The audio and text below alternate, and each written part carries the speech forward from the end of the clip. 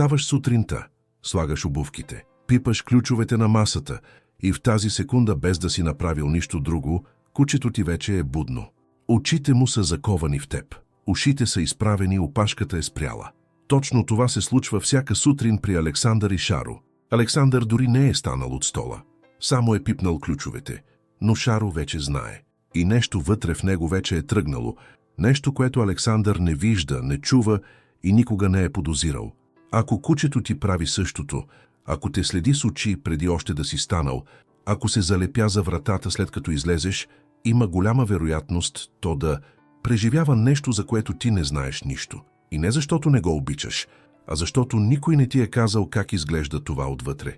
Сега спри за секунда и си помисли, кога за последно кучето ти реагираше прекалено бурно, когато се прибереш, сякаш не те е виждало от седмици, а не от 2 часа. Кога за последно те следваше от стая в стая преди да тръгнеш. Ако се сещаш за подобни моменти, това видео е точно за теб.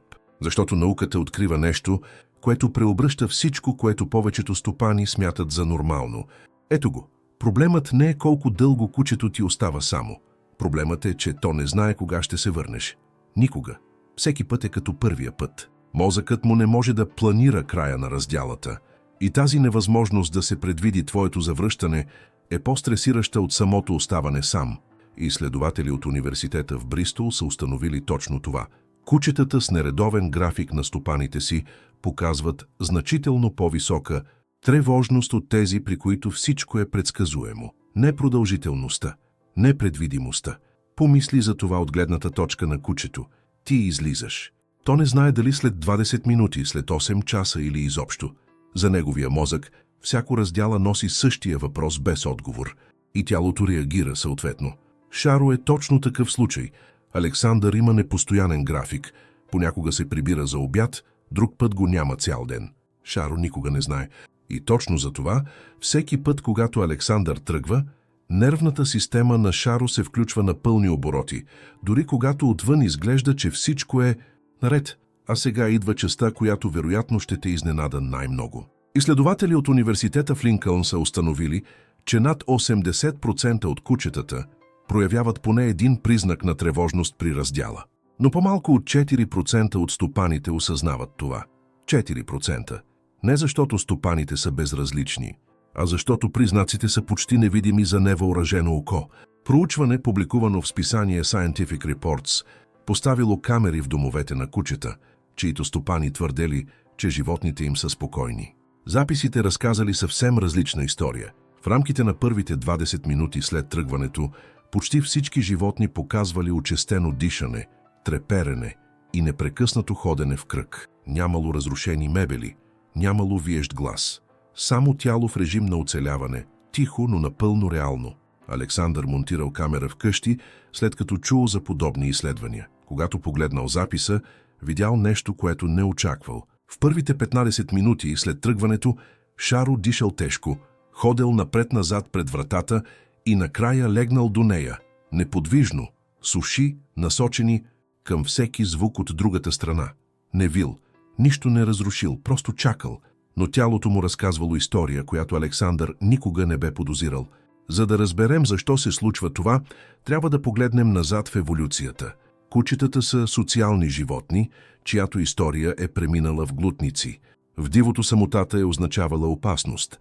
Изоставеният индивид е бил уязвим и мозъкът е развил система за алармиране, която се включва автоматично при раздяла с групата, независимо дали тази група е вълчата глутница или човекът, с когото животното живее. Когато кучето остане само, нивата на кортизол, хормонът на стреса, скачат рязко.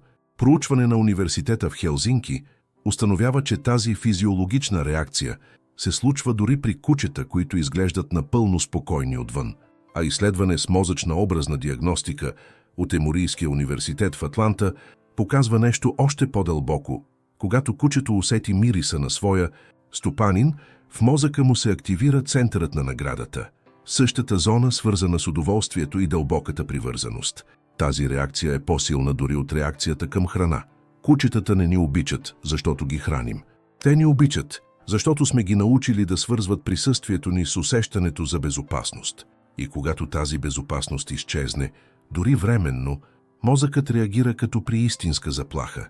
Кучето не знае, че ще се върнеш. Всеки път, когато излизаш, то не знае дали завинаги е. И тази мисъл не е преувеличение. Тя е неврологична реалност. Но ето добрата новина. И тя е конкретна. Предсказуемостта е ключът. Ако кучето ти свикне с редовен, повтарящ се ритъм на тръгване и прибиране, нивата на стрес спадат значително. Кратките тренировъчни раздели помагат още повече. Излизаш за 2 минути, после 3, после 5. По този начин мозъкът на кучето постепенно научава, че разделата винаги завършва с твоето завръщане. Проучвания показват, че само 4 седмици, такова постепенно приучване, намаляват признаците на тревожност с повече от 6-10%. Шаро вече минава през точно такъв процес. Александър започнал да излиза по едно и също време всяка сутрин и да се прибира в предвидими часове. Само след 2 седмици поведението на Шаро пред вратата се променило. Легнал по-бързо, дишането му се успокоило. Не защото е спрял да обича Александър, а защото вече знаел, че той ще се върне. Погледни кучето си утре сутринта. Не когато вземеш ключовете, а малко преди това. Наблюдава ли те? Следва ли те? Промени ли се нещо в тялото му, без да си направил нищо видимо? Ако отговорът е да, сега вече знаеш какво означава това и знаеш какво можеш да направиш. Кучетата не ни съдят, че не сме го разбрали по-рано.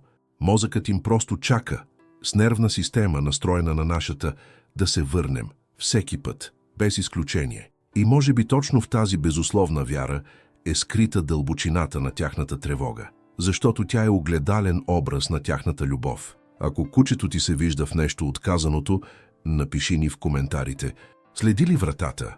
Реагира ли прекалено при завръщането ти? Твоят опит може да помогне на някой друг стопанин да разпознае нещо, което е пропускал с години. Абонирай се за каналът и всяка седмица разглеждаме поведението на домашните любимци през погледа на науката, защото те заслужават да бъдат разбрани, не само обичани.